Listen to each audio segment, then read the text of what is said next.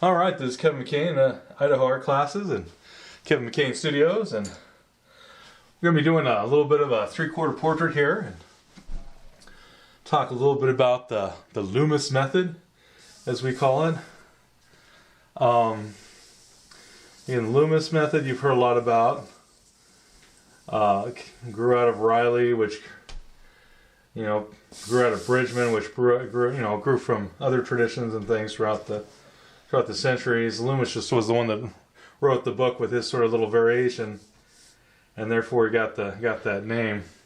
We're going to look for the initial circle, because we're going to talk about how we take Loomis and we try to then make it apply to a face, because it's just a means to an end, not the. It's malleable. It's just a starting point. So with Loomis, we start with the true circle, and then we're going to cut off the side. So all the way from here to the side of the face is going to be, where we're going to put this ellipse. And the ellipse itself is supposed to be. Let's see if we took. I'm trying to keep this light because I'm going to put all these features on it, but if we take this and cut this circle in half, this had better be the same distance to here if that's a circle. But then we're going to cut this into thirds. You cut this down here into thirds, and that circle is supposed to be 4/6 of the circle, leaving us 2/3, 1/3. Basically, this is 1/6, that's 1/6. Together, you have 1/3. And so we're going to go ahead and we've got this little circle here, which again is supposed to come around here and hit right through that eye. And you'd want to go ahead and work with this, where you're like, yeah, okay, well people will say do this 100 times, where you're just getting used to doing the circle, and then the circle within the circle, and then we divide this in half. This is the basic Loomis method, which is very similar to the Riley method, which is basically a simplification of what Riley was teaching. So this is supposed to be flattened across there, and then we cut this in half, and then we bring this down through the middle, a center line for that head, and then this is supposed to be the brow line. This comes over and it's the hairline, and then this comes over, and this is the nose line, and then we take one of these divisions and bring it down, and that's supposed to be the chin line, and we would then go ahead and make what people call the shield, which is this, part of the jaw. Essentially, the jaw comes behind the halfway point on this flat plane that's our ellipse, and so the jaw comes down here, and the jaw would come down here, and then would go there, and then of course we'd have the neck that would come down from here, and this would be the basic Riley. Okay, so we have the circle. This is 2/3 of the circle. This is where, again, right here where the edge of the head turns. This would also come down to the chin. So this would be the right side, and this would be the left side of the head in the Riley method. Then at the top of this is the hairline, top of, this over here is the brow line, this is the nose line, then we take this and bring that down, and we have the chin. So we're going to do something similar here, but again, we're going to go ahead and that gives us landmarks, but the landmarks can vary slightly. And so, so if I, did that here, where we did very quickly, where we said, okay, let's see, where's the ear? The ear is just below the brow line. So if I divided this in half like so, the brow line is up here, and the brow line also has a slight angle. It's going down, so this would be coming up, and then so that's going to be coming up a little bit, or I guess if this is the halfway point, I should actually bring it down. So this is going down a little bit to the across that ear. I could even check an angle. Okay, that's a little bit too extreme, that angle, so we're going to make it a little bit softer. And then on this side comes the brow line. Okay, and so we can go ahead and go, all right, well, there's the brow. That's going to give us our angles for the rest of these guys. As far as that goes. So again, we can go ahead and go, all right, well, this is coming here, maybe parallel to this, and then when that hits essentially this line, this plane, it's going to break and come across here. Okay. And I'm watching her because usually it'd be up here, but her forehead looks like she's got a little bit less forehead there. We then go over here for the nose. All right, the circle comes down through. If we look at that circle is going to break down, about through the mouth. So that's going to be an important landmark to keep in mind as I'm doing this to make sure that we've got everything in line with everything else. Yeah, this should be through the middle. I don't know what I was thinking over here. So there we go. Then that's going to be the nose here. This is the underside of this. So this was a mistake. Went ahead and this is supposed to be lifted onto there. And hopefully we can see some of this. I'm drawing kind of light. I should probably be drawing a little bit darker. But I'm going to be going over this so much I don't want to get too dark too quickly. This is the brow line through here. This is the nose line. This is the hairline. And then we're going to have the chin. And we're going to take this down here. And we're going to bring this down here for the chin. Okay. And then the face is going to come off this side. And this is just the basic idea of this head. Okay. So this is the basic head shape. Now there's other ways of getting here. You have some. This is just Riley and Loomis. I think is the easiest and most effective to impose the idea of the box onto the sphere. The Renaissance, they were using a combination of taking the egg shape, and then you would lean the egg shape out, and that would become part of the cranium, and you'd end up with something that would look, again, very similar to Riley. So whichever method works for you is no big thing. It's just find one that works.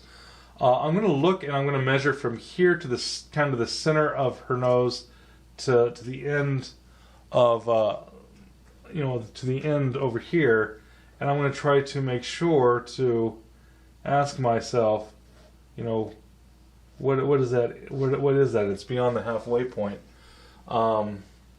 But not by much. So I'm going to go ahead and try to get the same point on here where I take this and it's almost the half. It's almost, this is almost half, just a little beyond that. So let's check this again, a little beyond the half point.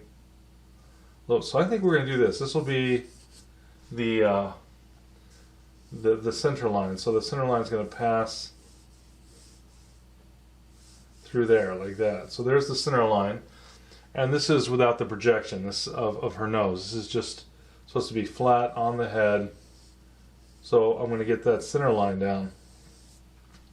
Now again, this is the basic head shape, but this is just a mannequin. This is just a generalized idea of what the head's going to look like.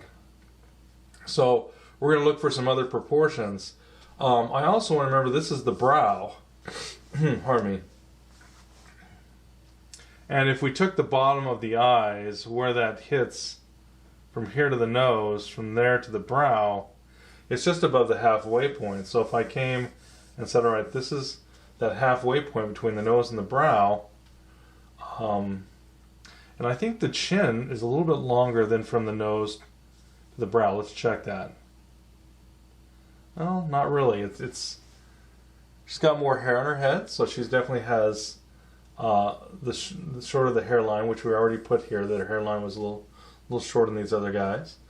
But we're also going to check something else. We're going to check from the beginning of the ear to the face, and how far that comes up from the chin up. And from the chin up, it's almost a third of the way up here. So we go, okay, well that's a third of the way up the head, and that's supposed to be the same distance from. Now, did I do that from the cheek or from the eye? That's important. distinction. And we've got that this ear would be connecting about like that. We come from here to the eye. Yeah, it was from the eye. Okay. So again, so then we can take, all right, well, that's fine. So we'll take from here to that point, and that's the width from the eye to the beginning of the ear. Okay, so that's where that ear should begin, right about there. We're also going to check the cheekbones. Now, this right here again is, so these are the cavities for the ocular cavities, part of the skull. And so the cheek is, the cheekbone is coming right here, and it's getting blown out, but the cheek actually has a little bit of an angle coming off of here, and then that cheek would come down and into the muzzle. And so we're going to check from the cheek to cheek. Now this is the cheekbone versus the bit of flesh coming off the cheek. Where does that come? And that's just below the brow line. So again, if this brow line comes off of here and this is the cheek, well then we should be just below here is the distance from there to the other cheekbone. Okay. So this will be nice because again this is going to give me these basic measurements we're going to use for this person, and we want these because if we don't have the basic measurements of the person we're drawing, it won't look like them. Okay, so again we're trying to sneak up on these measurements. Now this may look like a helmet out of some sort of space science fiction movie, but the idea is that we're trying to again sneak up on the proportions. In the bottom of her eyes, it's between here and the 1/3. So if that's the half and that's the third, it's going to be somewhere between these two. So maybe we'll just split the difference. I also can come in here. If this is the edge of the ocular cavity, we can look to where her eye is or starts. And I think if we took that distance and divided it into here, we've got about 1/3 of that space. So we're going to start trying to figure out where the eyes are. There's basically 3 eye spaces, but when we're in 3/4 view, we're in perspective now. So we're going to try to see if we can get those figured out. So that's one eye space, and then we're taking get this just a little shorter because it's in perspective. That would, if that's the second eye space, and then we get this and get that a little bit shorter. Do we have enough room? We don't quite have enough room, I don't think. So I'm going to pull this a little bit. I'm going to pull this a little bit to give us a little bit more room at the end here. Now, we're actually going to go ahead, and this can seem a little strange sometimes, but we're going to put the actual eyeball here in the socket just to give me a reference. Again, it looks strange, of course, without the eyelids and all that sort of stuff on it. But it's just to help me visualize what's going to be happening. I'm also going to look for the some people call the eyeglasses. In other words, the brow, the brow is here. The eyebrows are above the eyebrow a little bit. So we're going to go ahead and put that shape on there, like so. I'm then going to go ahead and also start to bring the nose on. Now remember, this is supposed to be flat on the face, and now we're actually going to put the nose on, the nose projection. So we're going to come down the center line to the brow, which is going to be doing something about like so. And then the nose projects outward. Now this is the center line. So this is going to be the center line of this nose projecting outward, coming out and away from her face. If we took this distance and we divide into this distance, that's 1, 2, 3, just under a fourth. So again, if I said, all right, well, what's this distance here? That's 1, 2, 3. It needs to move over further. So this no, this is supposed to be the center line, but I can then go, okay, well, let's get the nose in there. Let's try to make sure that we've got where the nose and the eye are pushing over, and I say, okay, what's this division here? And we say, okay, well, there's 1, 2, 3. That's about right. So again, so we go ahead, and that means that this is probably going to move out just a bit in terms of that center line. But we're going to then have our nose, and again, we're just using very basic, just basic landmarks here, as far as that goes. This is there. That means this is the midline. Okay. I'm trying to forget. I need the midline between. It's between these two lines here, so it's probably right about there. But this is important because the muzzle that's in 3/4 view, this muzzle actually projects, and so that line needs to be, project out further than this line. So we're going to use that as we're looking for the true center line. We're not drawing noses yet. We're just trying to figure out where the center of everything is, as we then try to. This is going to come out here a little bit more. Yeah, this goes here. This needs to come out here. That's going to pull out there a little bit. This is then in front of this line. So we're also doing vertical and horizontal alignments. This is this vertical alignment, the middle of the brow versus where the septum stops. And again, they're almost in line, but not quite. This is actually the middle of the septum's over here. This is over here. So there's a slight angle to that. Now we've got that slight angle. So again, then we're going to go ahead and go, okay, and we come out around the mouth, around the muzzle. We come down, and then we come over the chin. Okay? Something about like that. And then we're going to have this tucks back in here. This thing comes around the jowl, and then around the jowl and tucks into the chin. Okay? And then we're going to say, all right, and she's got this really lovely round face. A little bit sort of again, these nice round angelic quality to the face here that's really nice. That I find that I think is very important that we capture that when we're a little bit of a widow's peak too, as far as that goes. And so we're going to go ahead and make sure that as we're putting her hair on, that we're going to look to see how it's sculpting the head. How is it coming around the head? Then I guess this is the ear, and we're going to say, well, where's the ear? And the ear is below.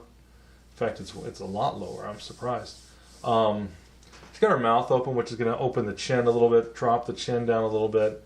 So we started here, but her mouth's open, so I'm going to drop the chin a little bit because, again, she's smiling, so that's going to open that up a bit. She's got the ear, which comes almost to the top of the lip. Now, usually if we take this, we can divide this into thirds. That's a fourth. So I've dropped it down, and that should be, again, about a third. And let's double check. That's 1, that's 2, and that's not enough. So this is 1, 2, 3. Okay, that's closer. So there's my thirds, right about through there. And her ear is just barely higher than that. Now we could straighten it out, but we want to, again, just be looking for where this ear is. The ear is also, it doesn't go up to the eyebrow, it goes up to about the top of the eye. So again, we're probably going to have an ear that's in this area. Again, this is where the ear starts, and the ear is at a slight angle as far as that goes. And we're going to put on this fun little C curve here. This gal has very very characteristic ears. So we want to make sure that we've got something like that going on. Now again, this isn't going to look like much. This is like the robot or like an android or something. We haven't put any of the, we don't even have all the muscles in there. We haven't even started to put in the, the basic features. But we have to start with this, because if this isn't right, then nothing will be right. And so we're going to continue to build this out. And since she's a woman, she's gonna have a very soft brow. You don't want to give her too much of a brow and it'll look like she's a guy, you know, because a pronounced brow is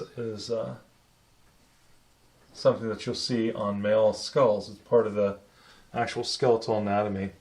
I can also check what is this distance to that. Now I can't see this, so I got to come on this side. But there's a slight angle between, you know, this cheek as it comes out. There's an angle between that and her eye. So we want to make sure that as we're dealing with that we keep that. This angle in here is very, very important. So we're going to keep that. Again, this is just these basic ideas of what's going on with this person's head. We don't even really have a whole lot of features on here yet, as far as that goes. This is again is the middle of the tooth cylinder, and now we can actually start to deal with putting on some features here, as far as that goes. So I was checking right there to see if her, like you know, this right here is where the tear duct starts, and we're seeing how wide is the nose, and the nose touches a vertical vertical line straight down from the tear duct, and so forth and so on. And we're going to start with very simple shapes to be like a placeholder, because again, if we're trying to do a likeness, you know, we want to go ahead and again, we want to kind of sneak up on it. So again, this is just a placeholder for what's going to become her nose. So I'm just looking to, now I'm sort of at an angle, so she's a little bit in perspective while I'm drawing her. So I'm losing sort of a little bit of that. So I'm trying to kind of lean over here and not get into the camera. So I'm trying to make it a little easier on me, and hopefully make more sense to you as the viewer as we're dealing with this portrait. They come here, this is going to go out, that thing comes back, the bridge of the nose, things like that. This is then, you know, where the nose would normally be in shadow. I'm not going to worry quite so much about the shadow shapes. We're going to talk about really the structure. This right here is going to be the philtrum for the mouth, and that's that little cleft right there that looks like it's sort of like a little tie shape that hangs down from the nose. It's a good way of checking to find the top of the mouth. The philtrum is, and then we've got we have this mouth that's in perspective. So I'm above her a little bit, or the person who shot this is above her. So I'm describing the eye line of the person that actually shot the photograph. And so this is going to wrap around. There's a structure to the mouth that, you know, this corner is around the corner, and so I have to have an arc that's going, you know, it's coming down and then around and then, you know, banking the curve, because that's going to give me a center line that's, you know, like that. And so, that might be, you may not have seen that.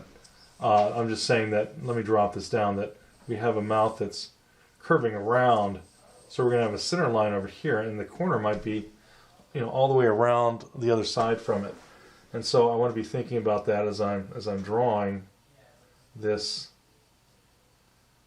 person. And I can see this wrapping right through there as this is coming out, and then coming around the corner there, as far as that goes. This is going to come down here. This thing comes down here. And we've got her teeth a little bit, right? So we've got a little bit of teeth. Now this particular person, you can see that there's she has smaller teeth, it looks like, on her. And so we're going to go ahead and give that a nod. Now sometimes you could bring this up a little bit if you want to. If you're like, well, you know, but you got to be careful. If you do it too much, you're going to lose, again, somebody's character. It's not going to look like them. They're, you know, likeness. You're not going to lose the likeness. That's That's the word I was looking for. So we want to be careful of that as we're drawing, that we don't lose. There's a, if we take an angle through those two lips, this bottom lip sort of is behind this lip as it's curving around, and then this comes out. So it's again, it's pretty wild as it's banking that curve. And again, we want to just give it a little bit of a nod. Now, I'm just, this again is not exact features just yet. So we're going to go ahead and stop for a minute. We're going to come back in just a moment, and we're going to continue working on this and developing the features. But we're still sneaking up on the structure, how everything is in line with other stuff. And we might need to pull some stuff back. I think this point comes out a little bit too far, things like that. But we'll be back in just a few minutes, and take care. All right, and we're back. Now, I haven't even really done anything with, obviously, there's going to be, we've got her neck coming back through here. She's looking over her shoulder, so we also have, again, her shoulder that's coming here and in front. And again, we could, where does that, where does that drop down in terms of the face? And, so you could go ahead and start to try to figure out where to place the shoulder by dropping a vertical alignment, as they're called. We always look for alignments when we're dealing with portraits and things like that. It just really helps. This can come up here in terms of this. This is just to indicate it, because it depends on what happens. This chin might move, so this stuff is just, again, these are just placeholders to say, hey, I'm going to give a nod to the fact that I know this stuff is going on. I just don't know if it's going to, it may not make the cut. It may not stay. I might have to change it to make it work. Okay, so she's got this really gorgeous flowing hair that comes around her face, and I think is really important that we get some of that indicated, because it's really, you can tell that she just has just really nice hair. And so we're going to go ahead and try to get some of that indicated. The hair has to come off the skull, so we want it, and it's coming down her, it's on her back too. And if we want to go, hey, where's the highest point of the back, which is about right here. The back also is kind of at an angle, but you can say, well, where does it bank the curve? And you can say, well, let's take that. We're able to take it to the ear and then come over, and it's about the same distance as from here to the tear duct, just about. And so you'd say, well, somewhere back here, we can, again, we could take, even, if we want to, where does this stop? And again, from there to there.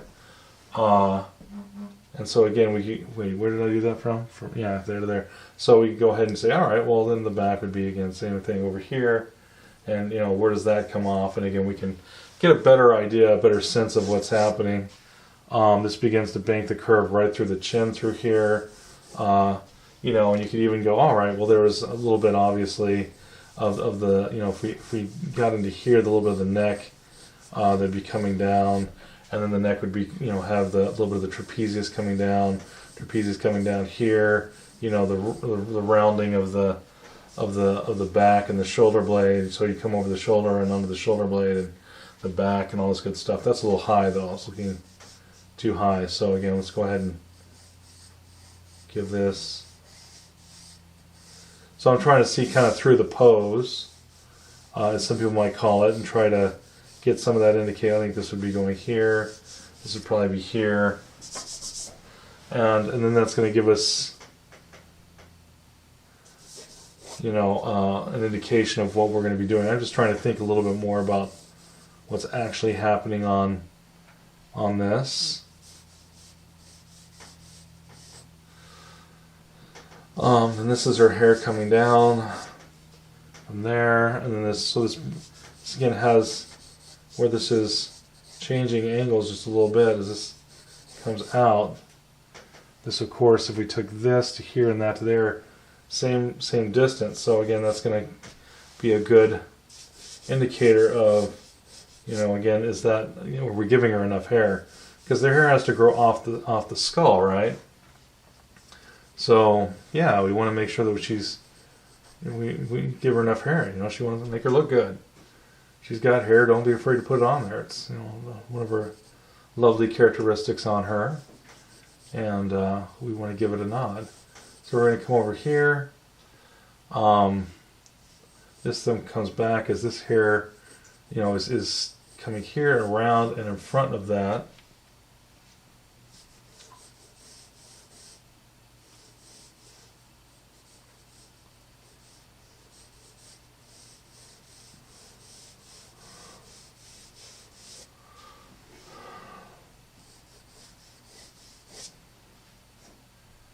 Okay, I'm going to try to see if we can get, we've really got, you know, a nice rounding that stretches through there a bit. So I want to make sure that we don't break that too much, and it's going to look like she's, you know, wearing a helmet on her head. But we want to give her some of that hair that, again, that she's got. This, again, is the sideburn, you know, from here. And, you know, hold on a second. Let's take this to there. This to there. And that to there. Yeah,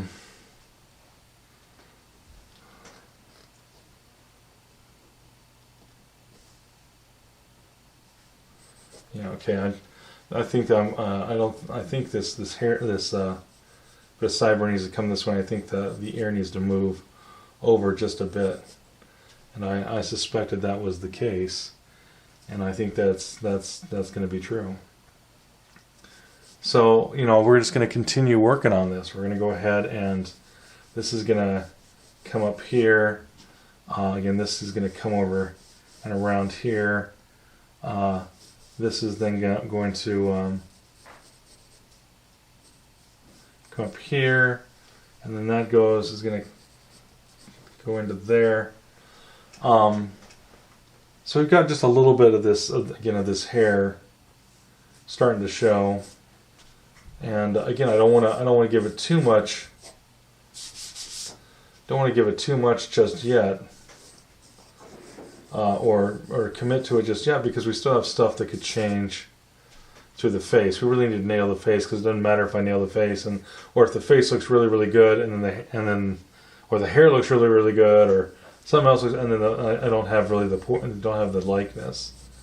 So go look for that angle from here down through the chin.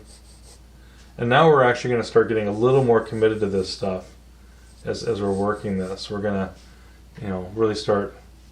Let's make sure that we've got this distance here, below there, coming back, and then we have enough room for the chin itself.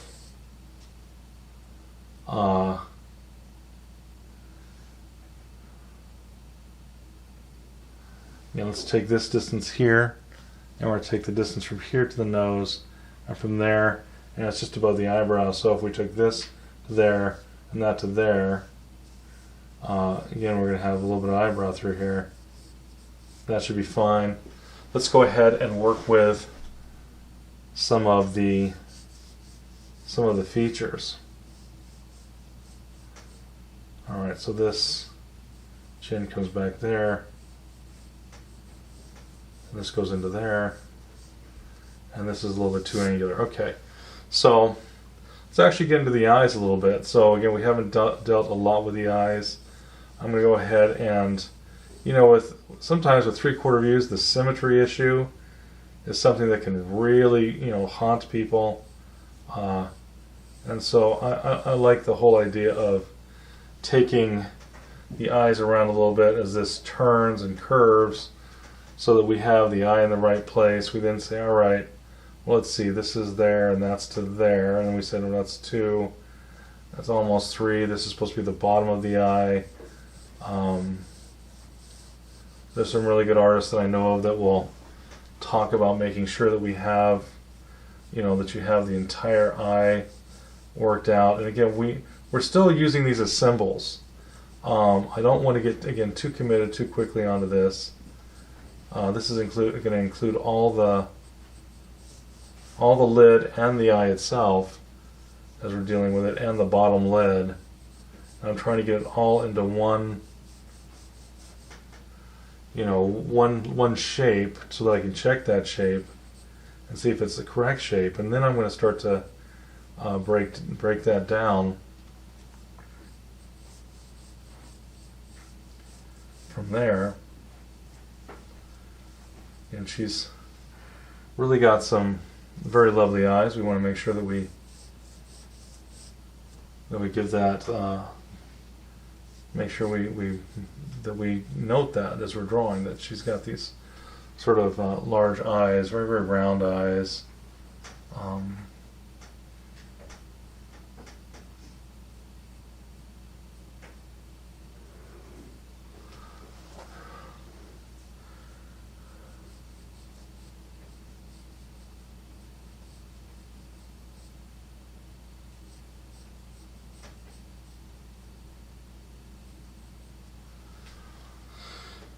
All right.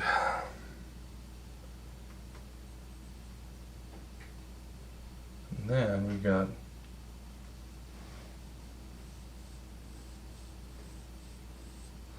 now again, I'm going to be ignoring some of the light on here. She's got these really long eyelashes, and they're catching light, so you don't want to be too distracted by that as you're drawing the image. So I'm trying to see past some of the things like the eyelashes and stuff. We also have that this right here was touching the sclera. So this right here will be, we're going to have the lid below the sclera as far as that goes. And again, I'm going to start asking myself, is the eye too far open? That's one that I've got to really be careful of. When we're doing eyes, you don't have that eye just way too far open, or you're going to have a hard time with it, because it makes the iris too big, and the iris should never be more than a third of the rest of the size of the eye.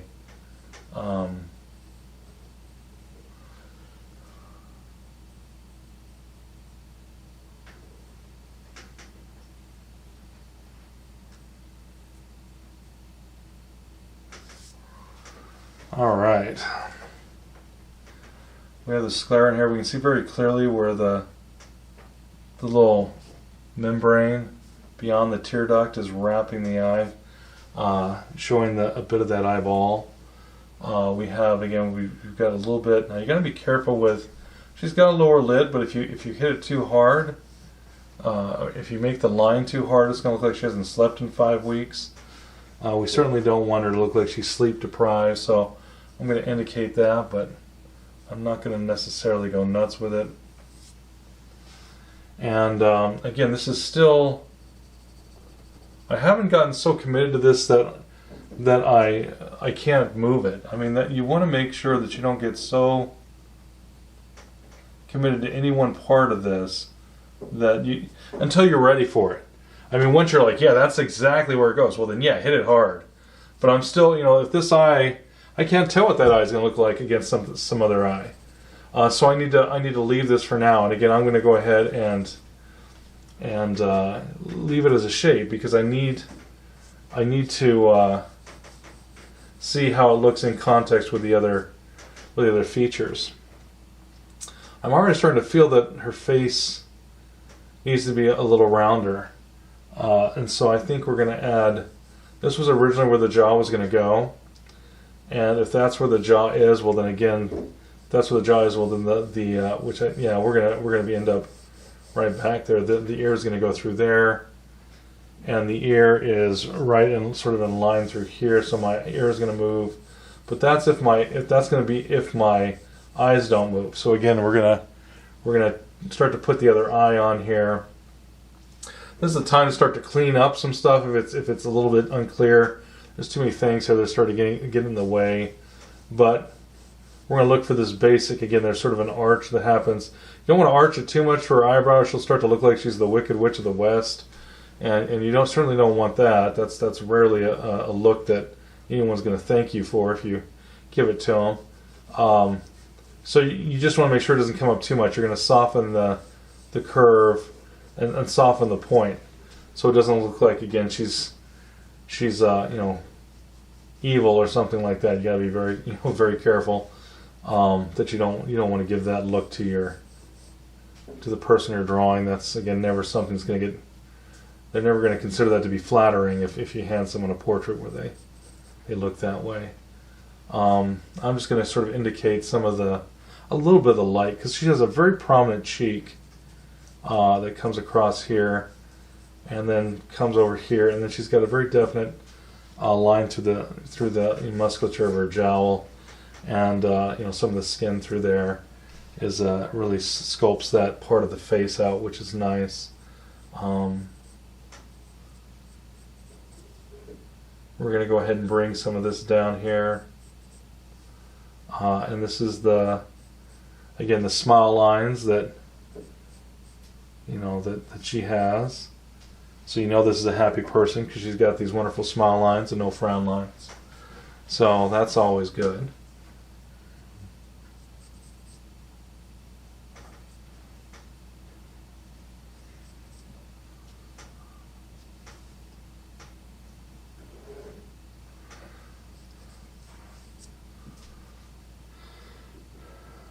Alright, so there's a couple things that I'm already saying, hey, there may be some I need to worry about. Part of it is this right here.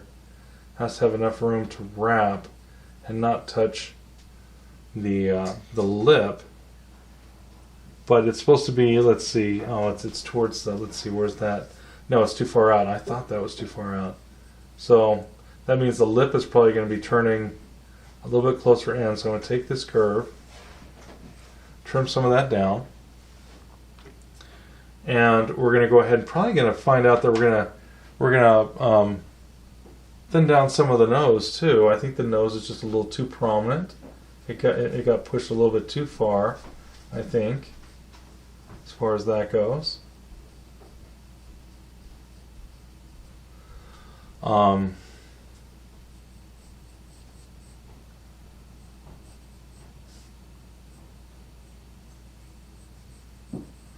We're going to have where the nasal bone and the cartilage, that's what caused that little bump up there. And again, we've got quite a distinct connection point between the nasal bone and the cartilage. So we want to go ahead and make sure that we've got that on there.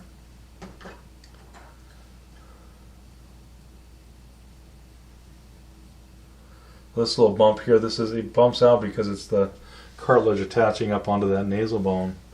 So we got the nasal bone through here, and again, she's got a very distinct, bridge of her nose. And again, we want to make sure when we're drawing her that we at least give a nod to the fact that she's got a very distinct and has a lot of character to her nose. That's part of the charm of this person's likeness. Okay, so I'm going to go ahead and again continue to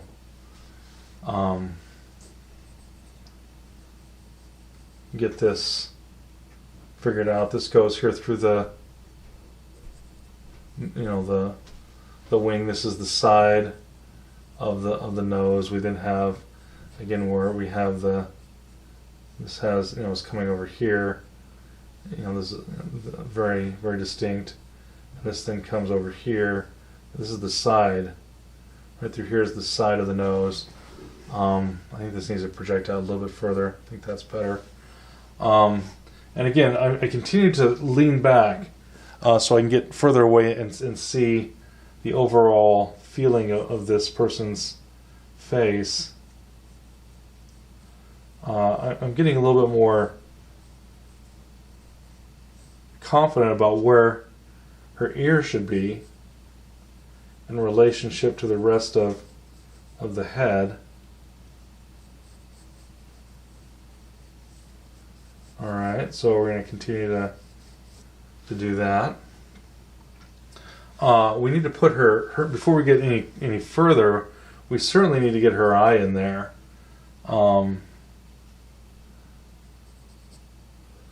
And I need to start thinking a lot about this because this starts to feel like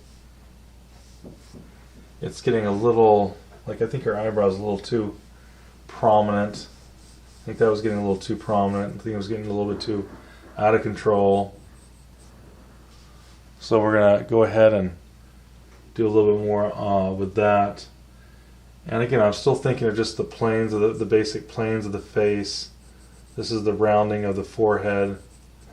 Now I got to be careful that this is too much of a little dip. It looks, again, like starts to look like it's a prominent brow. You got to be very careful with that. You want the roundness of the woman's forehead, but you have to be careful not to give her too much of a brow, or she starts to look more male. Again, that very prominent brow is a part of being male, being a man, and all that good stuff. So I'm going to continue to work on this. We're going to come back in a few minutes, and we'll go from there. All right. Be back in a few. All right, welcome back. This is Kevin McCain. So welcome back.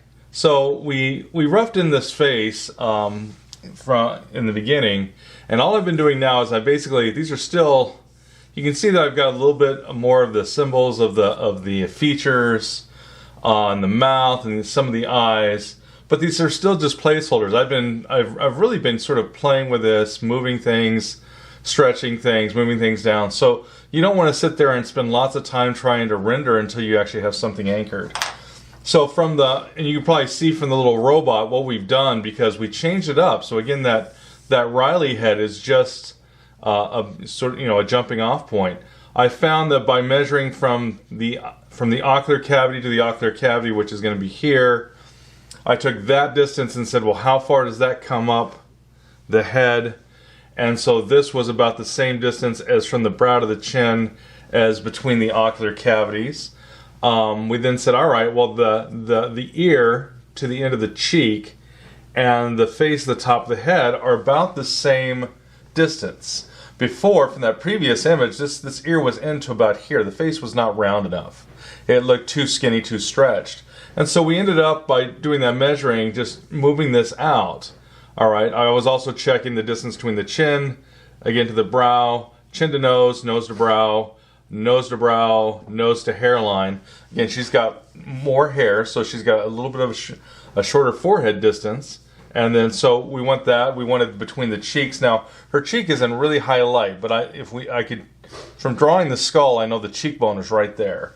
So then we took the cheekbones, that distance, came up here to see how far that comes up the head.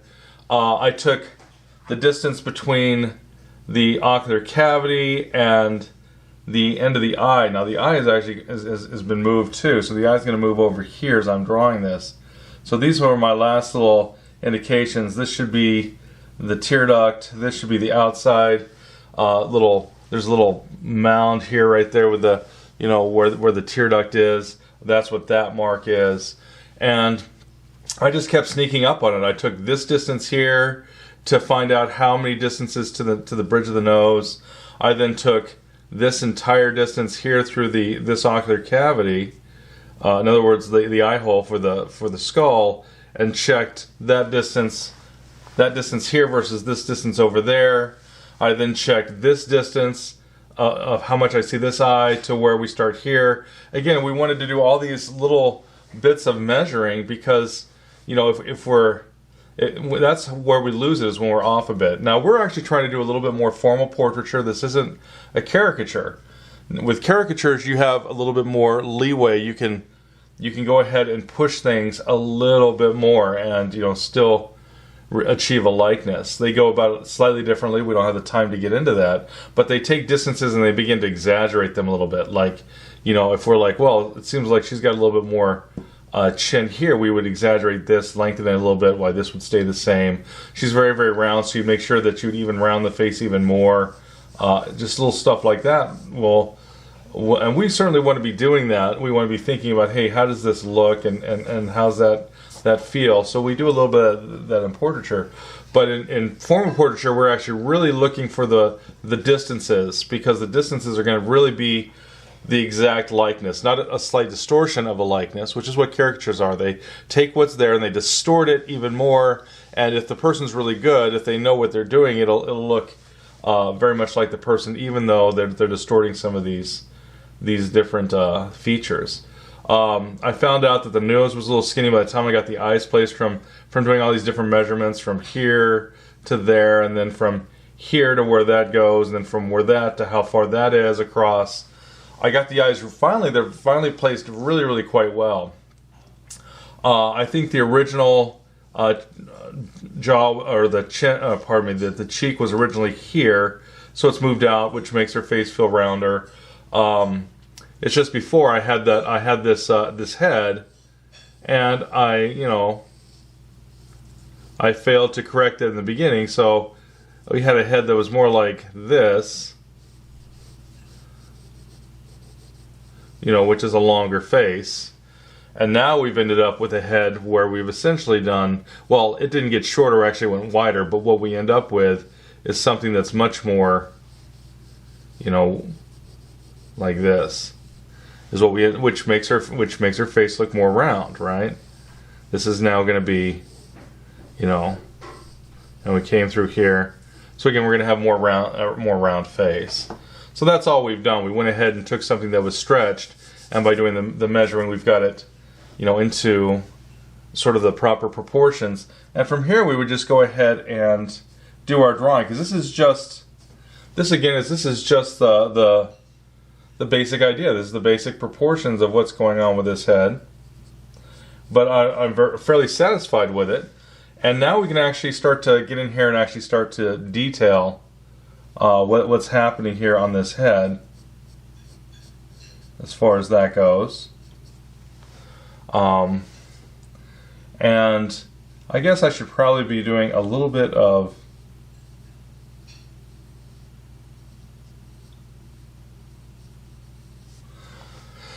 there's a technique called lost to found line, and it's a really nice it's a very good technique, and it just makes the line quality more interesting. As we're getting out here, like the nose, is that maybe went. I took some of the point off. I think maybe I took a little bit too much off now.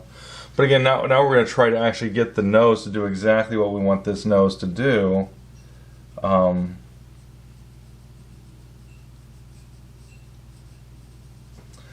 So again, we're going to get in here,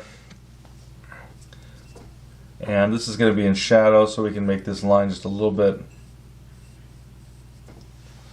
heavier.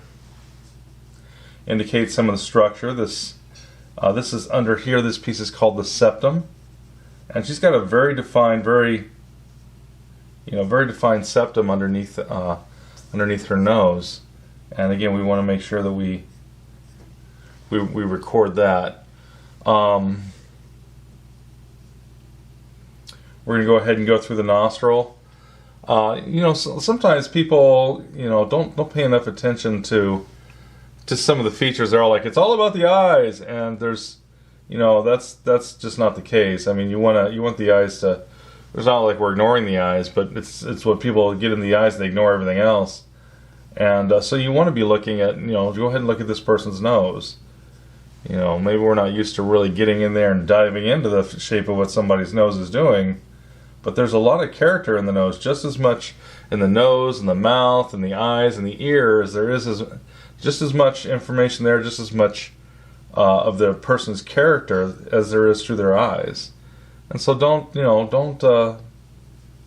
that. Be very aware. That we have these features that have a lot of character to them. So we could go over here again. It's got the ball of the nose. This is the tip right here. This is the initial ball of the nose, which comes over here. Okay, and this is where the nose turns under. So again, I think I've got this just a little bit too much. Got a little less of a cup to it, like so. Then we have a little bit of light. There's this little sort of rounded, looks like a letter D almost over here. That's in light. And then we have, again, where it starts to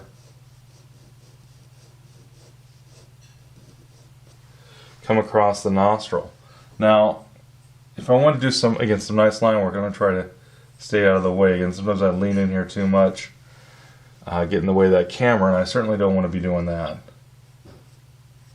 So, you know, again, now we're making, you know, we're committed now. Now, we've moved stuff around enough that I'm confident enough that once we lock this in, it's not going to move anymore. It's there. We're saying, yep, that's exactly what this sucker is, and you know, and we want that. We want to go ahead and get to the point where, like, yes, we're going to go ahead and make a decision. We're going to make a choice about what this looks like. There's sort of a secondary light source. This was taken at Shoshone Falls State Park. Too bad we can't show some of the falls, so we wouldn't see any of her head if we pulled back that far. But just an extraordinary location. And so we have the light, of course, coming from this side. But there was something over here, and you know, that's reflecting light into this face. I'm not quite sure. It could have been just someone standing over there. It could have been the fact that there's a rock or something like that that's reflecting back up into there.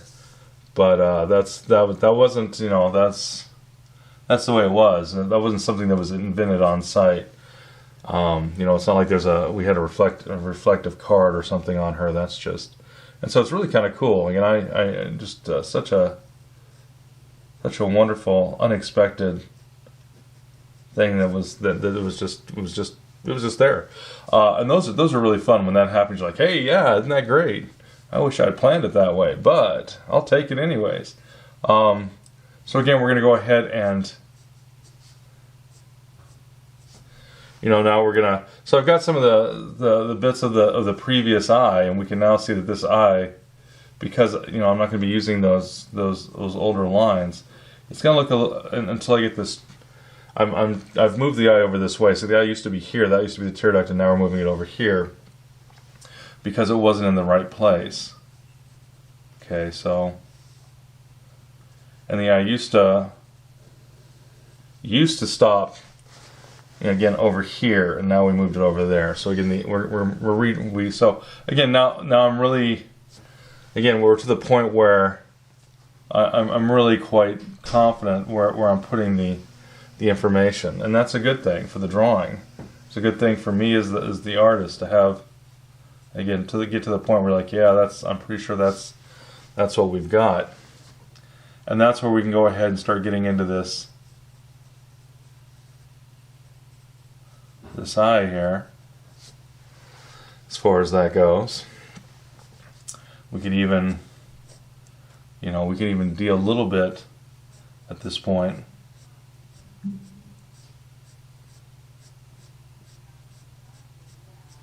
We'd start to indicate some of the fact that she's got, you know, eyelashes and things.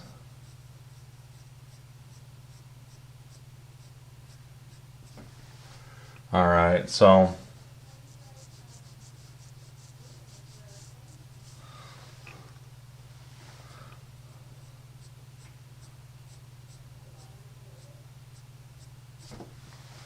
you know, so again, we have her eye here, and we have the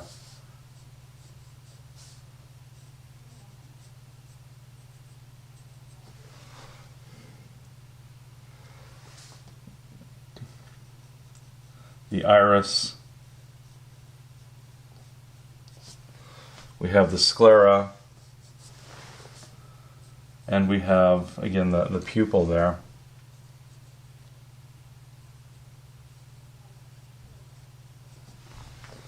Right. Then we have there's a pucker of the skin that comes out of this corner.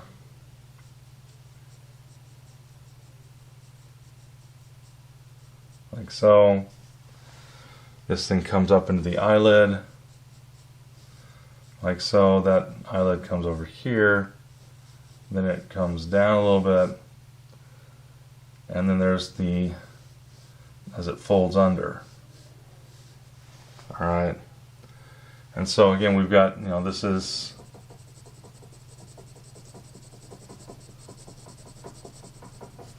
I like to put some tone in there because for me personally, if there's not a whole lot of tone, you know, if there's, it's hard for me to see shapes sometimes personally. This is my own thing.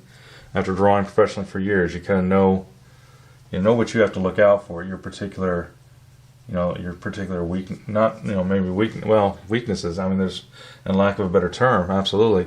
But there's going to be things where you have to always be on the lookout for, because either you have a specific limitation that you need to be aware of, or you have, I have two very different eyes in terms of the way they see. And so I have to, there's some things I have to do, you know, to just double check and make sure that what I'm doing is proper and is correct. And that's not a bad thing. Knowing, you know, there's that whole, you know, Greek philosophy of know thyself, you know, be aware of your limitations. And there's nothing wrong with that. It actually makes you stronger. It'll make you a better draftsperson, as opposed to trying to convince yourself that there's not an issue at all. That's usually going to lead to, false feeling of accomplishment. Not accomplishment. That's not the word. You're doing better than what you actually are. You convince yourself that you're really rocking it when maybe you're not rocking it at all. You know, you got some issues with the drawing, and you don't want to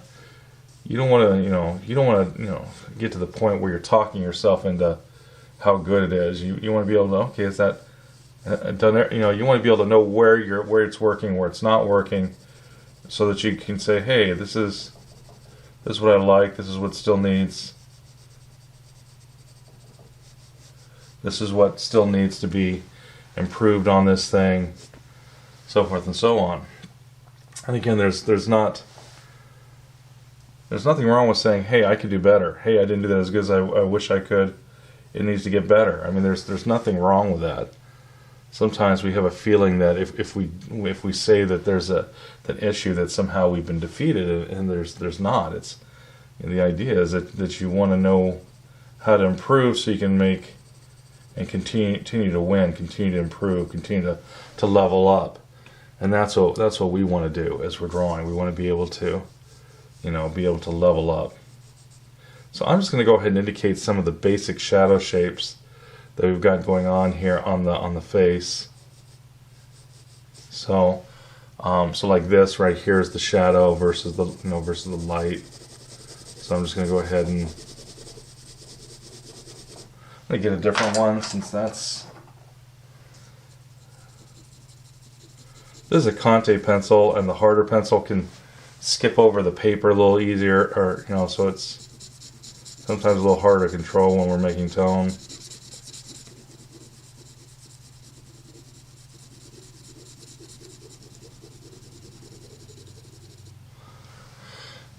So again, this is in shadow slightly. We then have the fact that we've got this over here, and then this goes in here, right?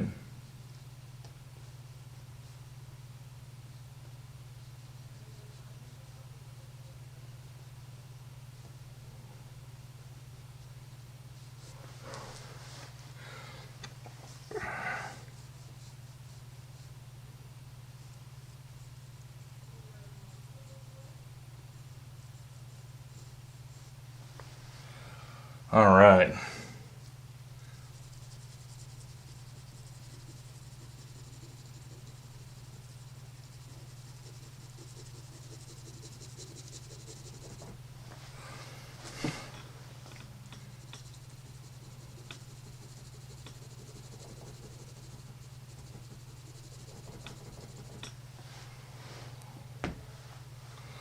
All right.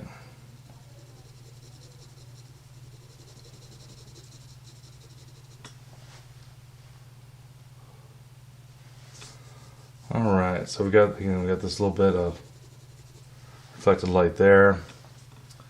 Again, you've got the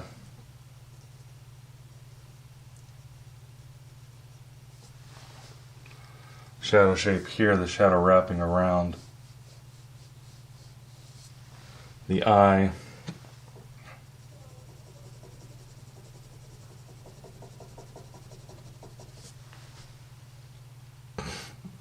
So we got that there. And the eye itself. And all that good stuff.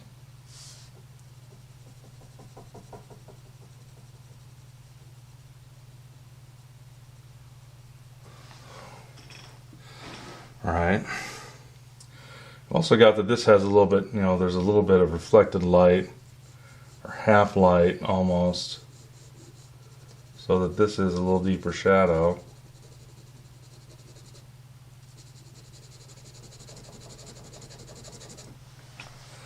Something about like that.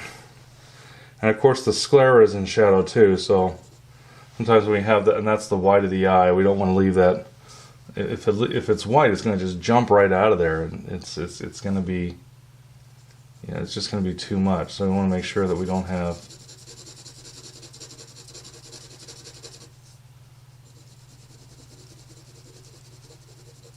Sometimes these pencils can have like a chunk in them, and that was that scraping sound. That was so I turned the pencil slightly to make sure that we didn't have, again, that slight. Sounded like it was scraping every time I was putting it to the paper. Okay. So, again, we're going to go ahead and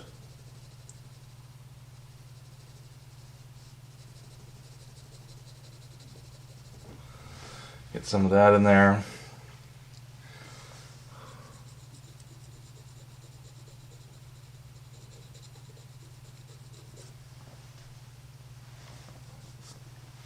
As far as that goes, this is now looking a little bit light. A little shape through there. Need a little bit more value and tone through the eyebrow. Right through there. Okay, and then we're going to come over here and we're going to turn the pencil again because it's got that little, starts to scrape like that. I don't want that to be there.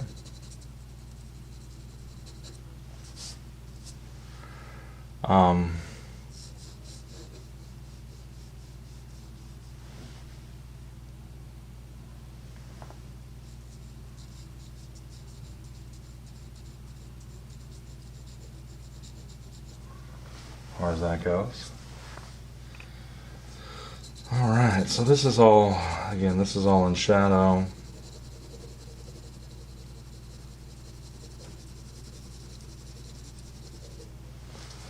Like so.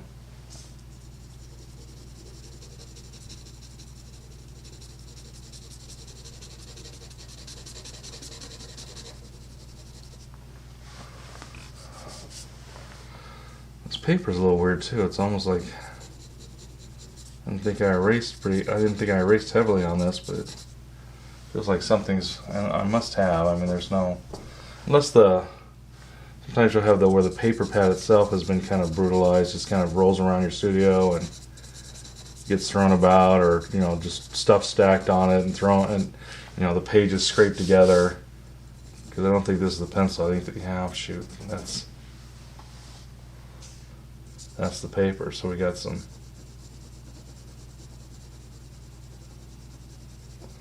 issues with the paper. Just ran over one of my most important shapes there. That's that little bit of the chin catching just a scotch of light. Scotch or a smidgen. And again, this is just where we're basically putting in just a little bit.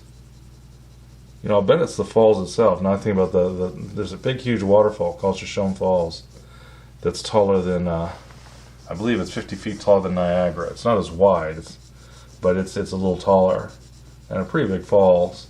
So it's referred to as the Niagara of the West.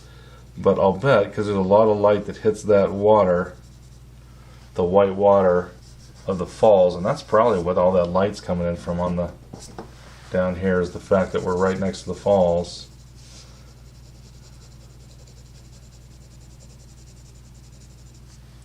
Because it has a little platform, and you're out there from maybe 150 feet no, probably yards, I don't mean feet, but 150 yards from where the water is, you know, maybe 200 yards the most, but something like that. But you're pretty close. There's quite a bit of, there's a rainbow that's always down there and all that pretty stuff. Really big, huge gorge that it runs through the Snake River Canyon. So it's the Snake River that is creating that. It's really quite a pretty place. And so again, let's see.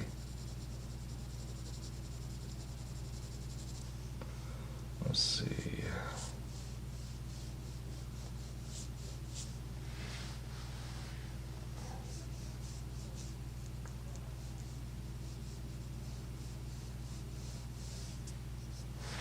Make sure we don't get that too deep. So this gets a little darker through here, and then this gets, there's a couple places where there's a light occlusion shadows. But again, if you're not careful, that's going to just seem just way too deep. So, especially if I don't have any of the value on there, again, I haven't really dealt with that part of it yet. But, you know, we're just barely starting to get some of this.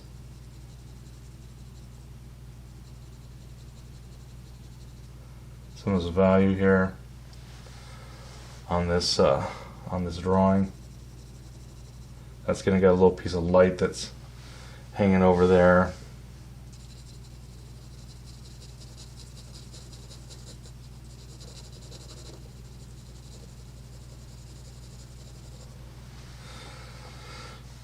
As far as that goes, got a little bit of the, this is the cheek. Has a little bit of a rounding through there. But anyways, this is how we're dealing with this thing. Should be a little lighter. Gets a little darker towards the middle, and then because of reflected light, it gets a little lighter on this side because of that light that's reflected light that's coming in from the southeast is where it's coming from off. I think it's off the falls, I think is what's causing that.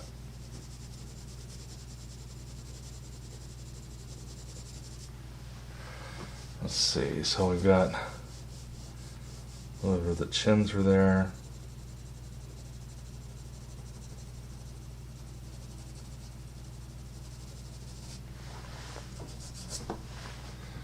As far as that goes.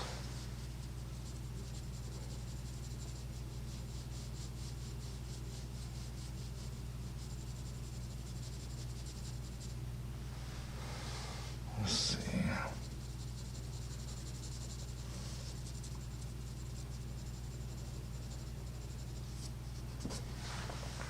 Again, we're just trying to get these form shadows established. Not even form shadows at this point. This is just the light and dark shadows. The shadow shapes is what we're trying to get in here. So again, the nose. This is the underside of the nose. That's going to be in shadow.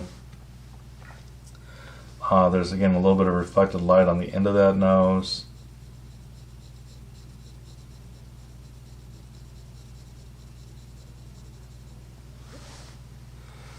So, a little bit of reflected light from her shirt on the underside of the nose.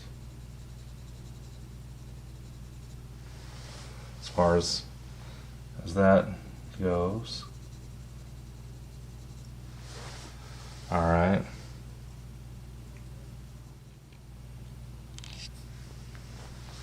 Alright, so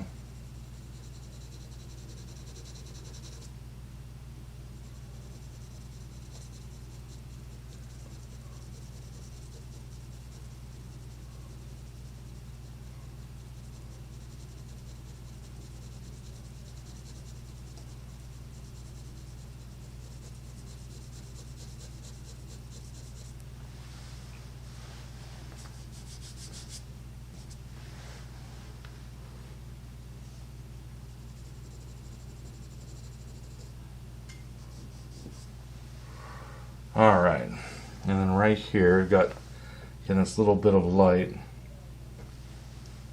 right there on the side of that nose, and we've got this plane of the nose getting darker. This over here has a little bit of light and reflected light. So I guess I got to be careful because we didn't come here to deal too much with the form shadows. But I am trying to think of some of them. Otherwise, you know, this thing is not going to read quite right as far as that goes.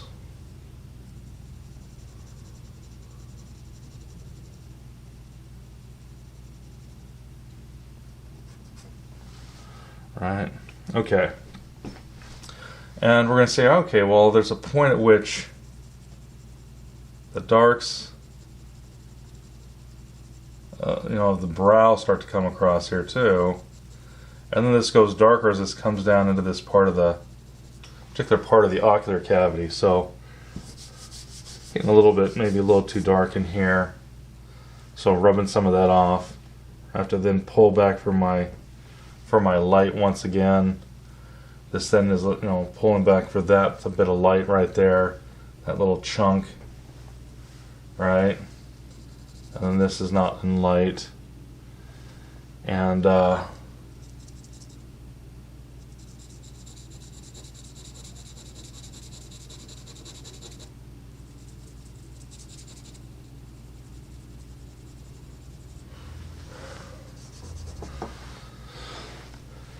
right.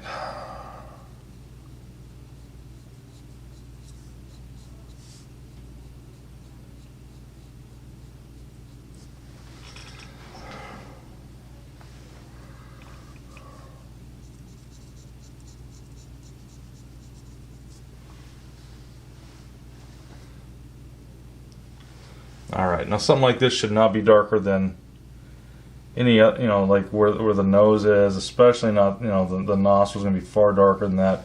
So we've got to be careful on these types of lines. Again, if we're doing the eye should be, you know, far darker than that, than this, you know. So it's all about context, you know, as we're dealing with this. Again, we've still got, you know, this going through there. You know, we still haven't got to get in here and draw some of the stuff that we haven't really drawn just quite yet. Like the hair, this part of the hair here.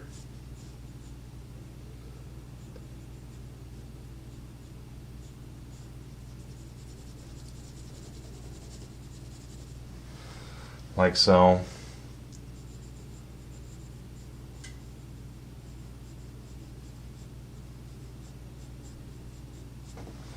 Okay, and then we've got this hair over here that again,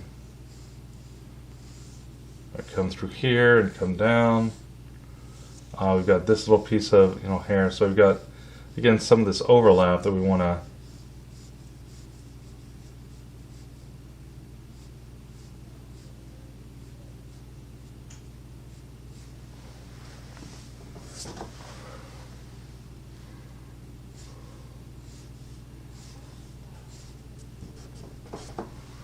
soften that. That got a little too harsh.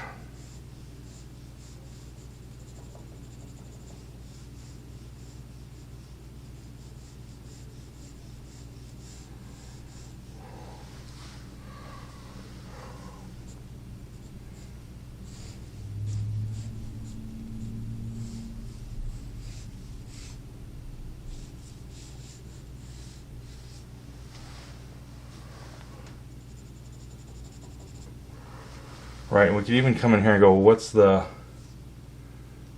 shape of the light on the hair?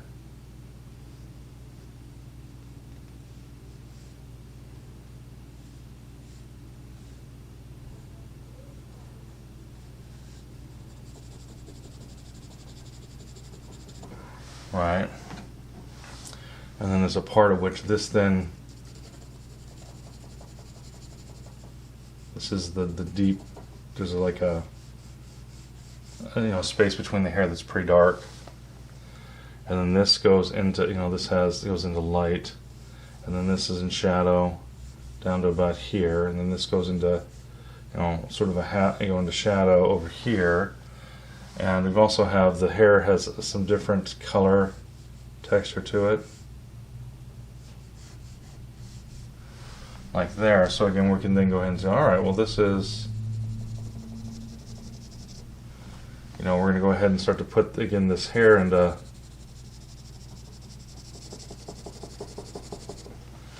you know, light and shadow sorts of things. Whereas this tucks behind the ear, we get these pieces again that are in shadow versus other pieces that are coming into light.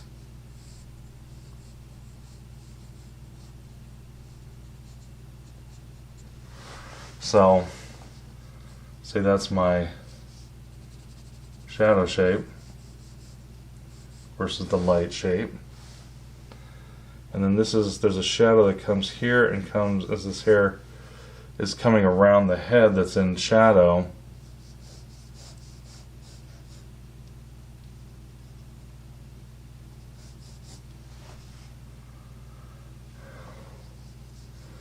And this is that hair that's in light, and then again there's a point at which that hair starts to go into shadow again slightly. So we have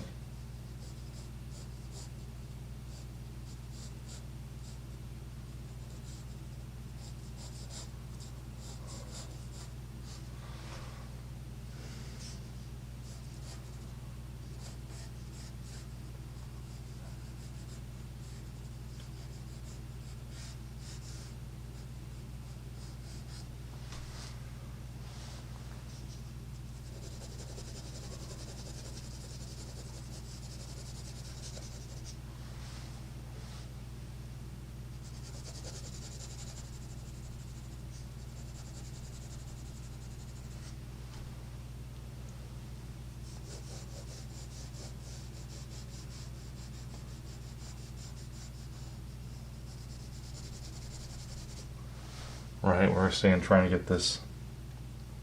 So we've got this ear here.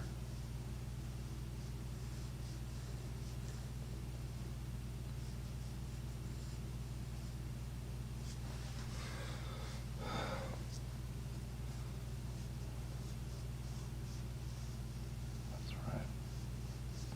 So we've got this ear. Again, we want to be looking for, you know, you've got this bit of the top of the ridge of the ear that then turns back and in on itself. Like so. We've got the ear flap right here that comes out and then ends and starts with that shape, and then goes into the little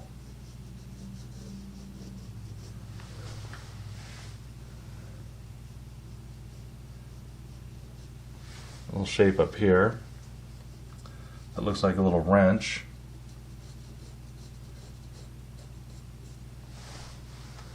And if you want to learn more about that, check out, you know, the different places. There's a lot of places talk about the ear anatomy, you know, and where you can figure out, you know, they start talking about the tragus and the antitragus and the, you know, the lobe and the concha and all that good stuff. Pretty wild. In a good way, you know, it's good to know the names and terms of what it is you're drawing. It's just because drawing is a thinking experience. We want more of it, all that good stuff. So, again, we go ahead, and this has, again, some light on that ear, right? And then the whole ear goes into shadow, but it's not deep shadow like this part of the ear. This actually is a little deeper shadow.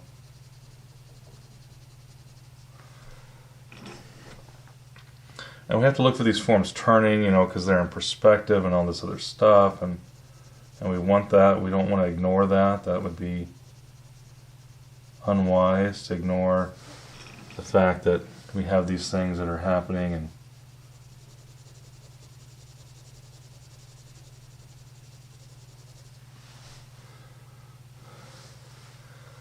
let's see.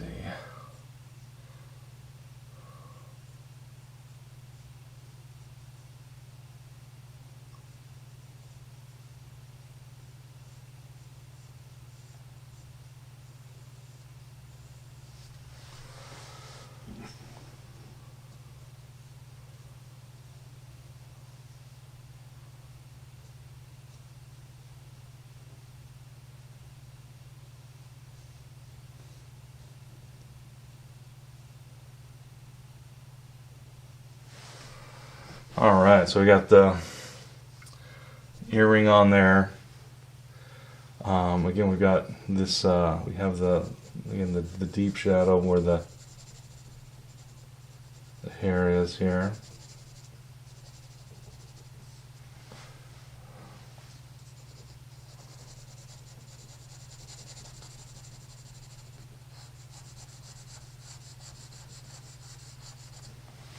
So forth and so on. Now this ear looks like it's all in light, but it's not. We've got shadow shapes, and we have this ear that has really this bright, and the ear's somewhat translucent, so that makes this even heightens the look of this.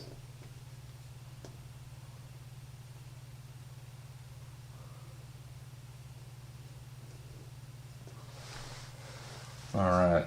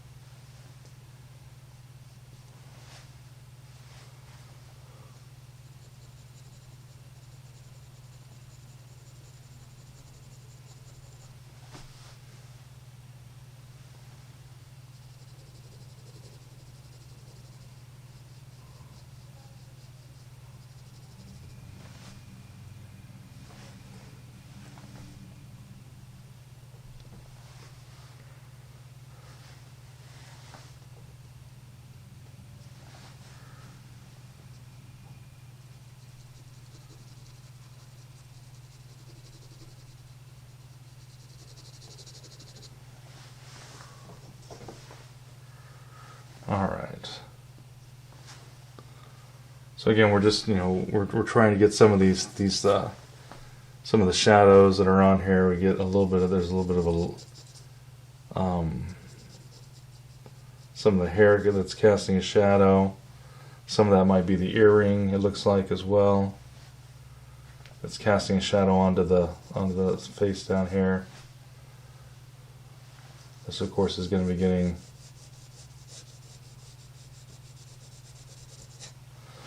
a little darker, and again, so we're just going to keep, there's a little bit of a shadow shape that's like right there, and you can keep dividing this up into some of these shadow shapes, and you want to interpret everything to light or dark, push it one way or the other, and the more we start adding some of this information, the more it will start to, the major shapes, the more it will start to feel, like this portrait will start to emerge, the person will start to emerge from here, if we, as long as we get it, close to, even close to accurate. Obviously, there's no such thing as perfect in drawing. There's things that sometimes look perfect because of how well executed they are, because our brains and our eyes just are not that good at dealing with proportion, dealing with certain sizes. So there's a certain level of tolerance where, for like, I say this all the time, if you're within like an 1/16 of an inch, or maybe a 32nd if it's a really small drawing, you're golden. People will go, yeah, that's perfect. That's quite a bit of tolerance if you're talking about, like, the amount of space between a piston and your engine. That needs to be a little bit more, less error than that for sure. And if you're talking about computers and other things, again, they're working on just a much more finite system. Ours is, thank goodness, is not all that big. And from after training, it's not hard to deal with, as far as that goes. So we just keep developing this. All right. So again, let's go ahead and get the rest in here, because I'm kind of getting a little bit too focused on stuff that probably doesn't matter. Well, I mean, down the line it would, but not for this video. We don't want to make it a 6-hour video. So this is going to then go into here, as far as that goes. Again, this bit of the eye right through here is darker, but there's also some reflected light, and this reflected light is coming around and through here. So I want to, again, but this part of it,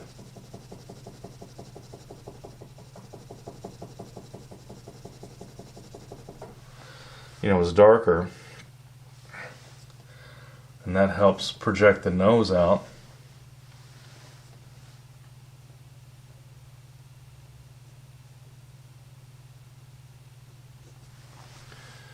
Alright, so we're going to go ahead and start putting in some of the, we have the iris, color part of the eye over here.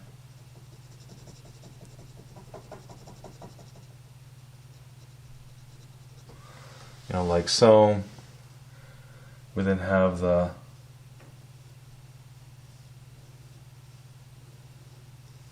eye coming over here, and because of the way this eye is, it's coming up, out, and we see it actually wrap around the ball. We actually see this lid coming around the corner, and we'll actually see a little bit of that, again, of the lid wrapping under and around the ball of the eye. That's important stuff. We need that.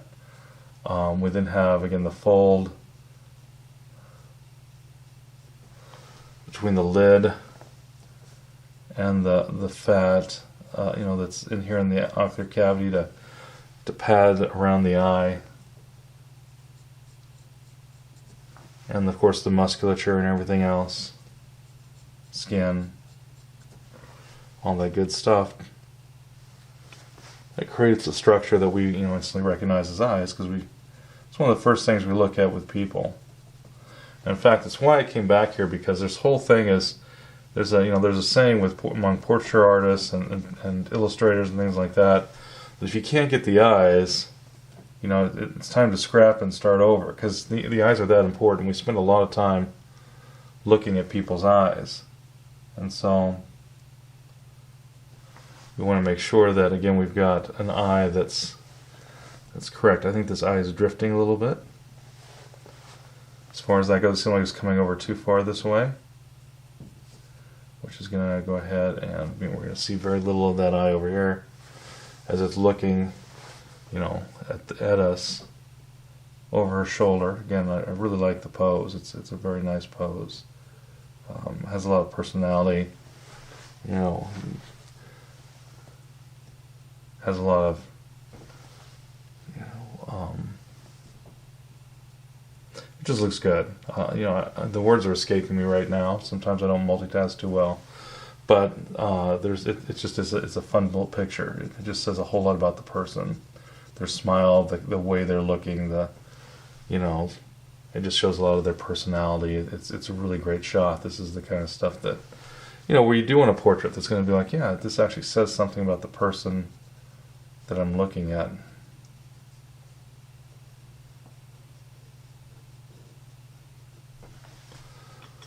Okay. And again, we're going to be seeing some of the eyelashes.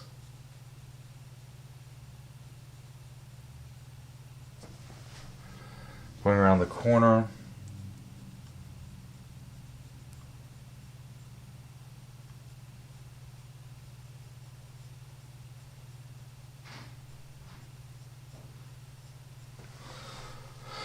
Those are going to be maybe a little bit too long.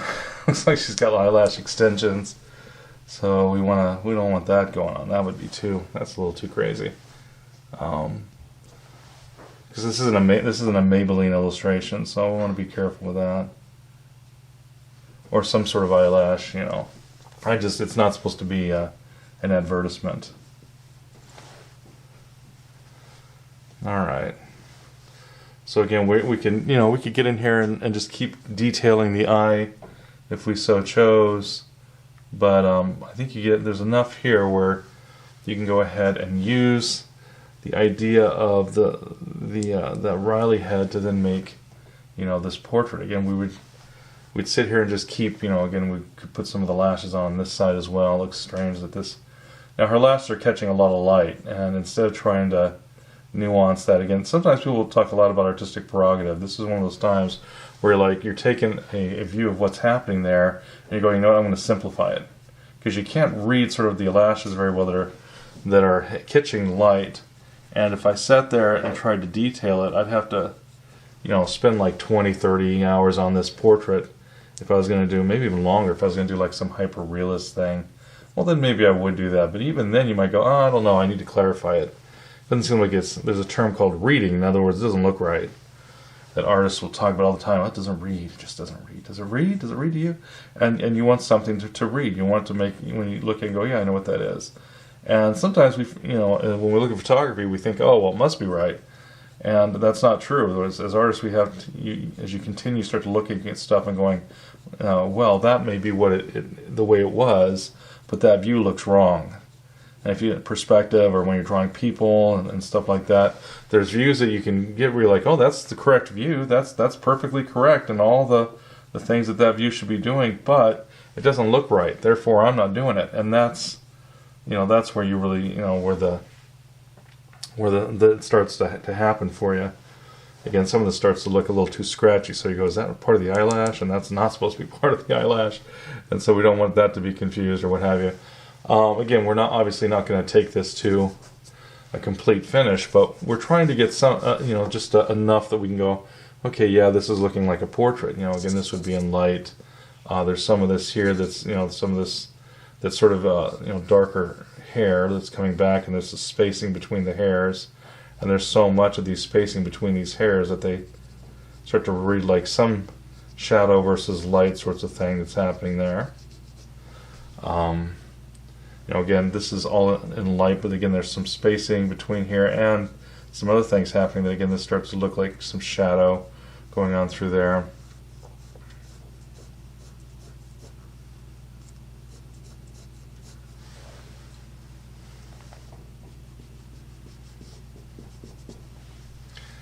But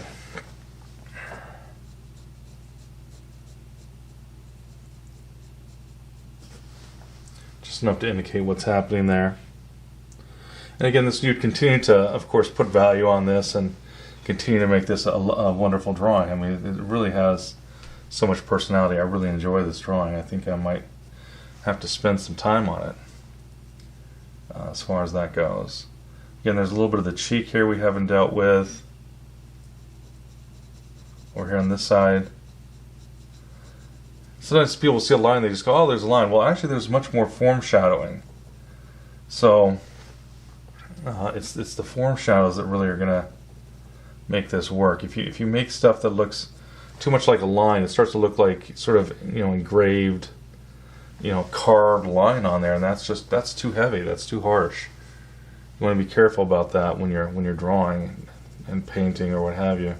Especially faces. Sometimes you get some of these illustrators, and there's some really great, movie poster illustrators that have done some really great stuff, and people are trying to put every little nuance and every little wrinkle in there, and they forget that it's actually, it's the form shadows that are carrying the day. Those little bits of line and stuff can't be darker than the form shadows, or they start to upstage it, and it starts to look like stage makeup, where people are starting to incise lines into things, and that's usually not desired when we're doing this. That's not what we're looking for.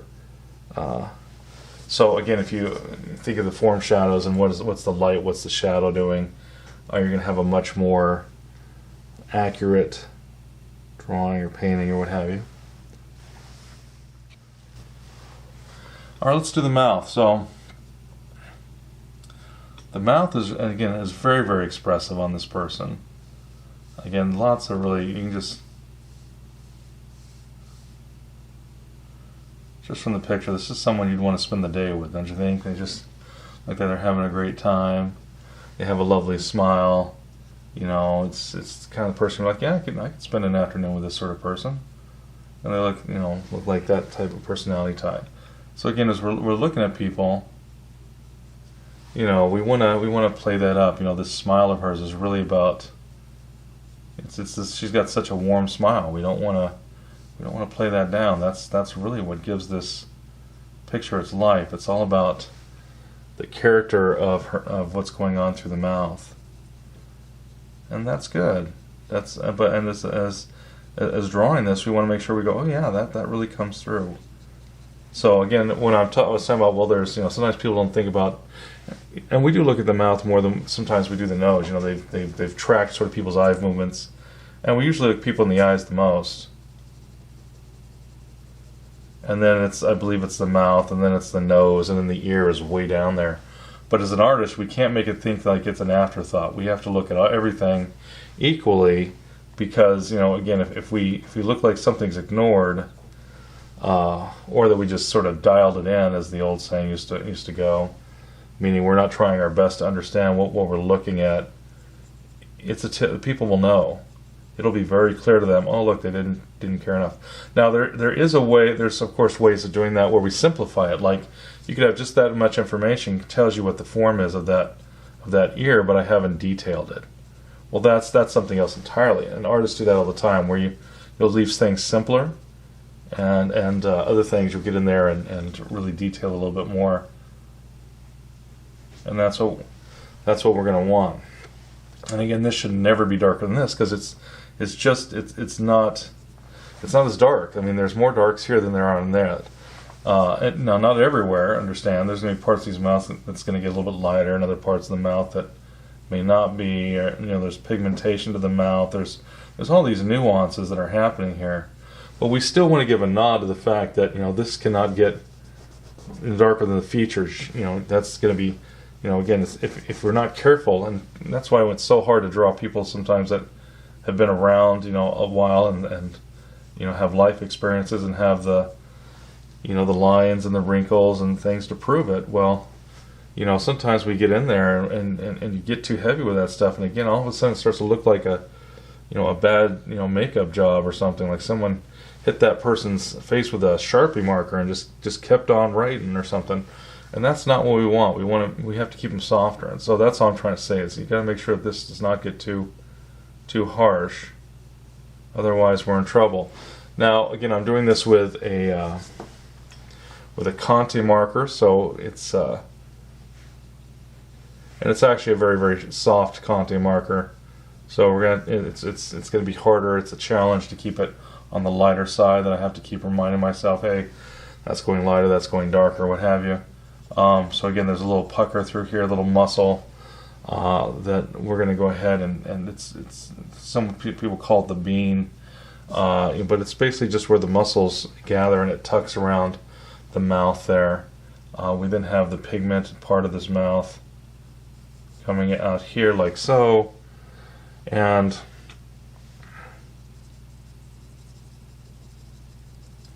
we're going to go ahead and get some of this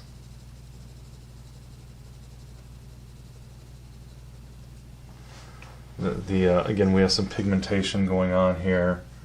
That we want to be aware of. Just a little bit.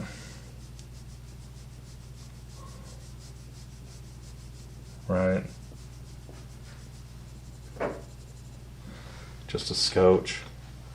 Now there's of course pigment to the lip. There's times where we will err on the side of plain. So we want this to darken, so this plane starts to kind of go up a little bit. And so again, we're gonna try to give a nod to some of this stuff. So I'm gonna keep this slightly lighter, not a ton lighter, but just a little bit lighter, so that this pushes this up a bit. All right. So I think there's enough information here where you can see where we're going on this portrait. And you know, for the rest of this portrait, we just keep building on it, keep building on the information, and that's really what's going to help this to feel more and more, capture that person's likeness. If you wanted to take it to a photorealistic stage, well, again, you keep looking for those basic little smaller pieces and where they are in the form shadows, and it's really the nuancy stuff that for sometimes people are like, how do I become a really great photorealist, or how do those guys do that? And actually, they're really, really focused on form shadows. Also, so it has to work with the basic shadow shapes, but then it's got to work with these smaller shapes that are again about the form. Is this thing, as you're creating this drawing, and that's where as the rubber meets the road, so to speak, and it's what's going to really bring this thing to life. Okay, so here we go. We can see, you know, we got enough here. We can start to see, you know, what's going on with our portrait. This is too bright in here. We want to put, you know, and I'm not going to sit here and detail. We could detail the teeth, but I'm not going to take that time. It doesn't seem to make sense for this. We just want enough information of how we can get the. I mean, I'd have to now have to redraw, because now it looks like perhaps she's got, you know, the teeth are too dark. You know, if we're going to do the gums, well, then the gum would want to be a little darker than the teeth, and I could get in here with it, you know, and make those gums a little darker. She's got quite a bit of gum showing. And that sort of thing. So again, we'd want to give that a nod, because it's part of that, part of the character of her face. You know, we can bring some of these back. They got blown out just a little bit through there. But there we go. We're starting to develop this, and again, we would just keep developing this and putting, you know, little shadows on there and so forth and so on. And that's how we would then, you know, turn this into a drawing. So this is the basics of using Riley. Not Riley, pardon me, we used Loomis. Loomis was, again, a sort of a simplification of Riley's method. And again, the whole point of that is just to get us to the basic head shape, sort of the, you know, the ball and some people call this the shield of the face. But that's all that's to help us to get to that point, and then we can, again, start to put on the features, and then from the features we can start to develop the head and all that good stuff. So this has been, let's go ahead and just finish this out. So it's been good to draw with you here and, you know, explore a little bit of the drawing of the head. Obviously this is still very, very, very rough. You know, we could go ahead and I could take another, you know, 3 or 4 hours on this thing and really bring this into a nice finish. So I hope there's enough here for you to kind of get an idea of what we're talking about. So this has been Kevin McCain with Idaho Art Classes and Kevin McCain Studios.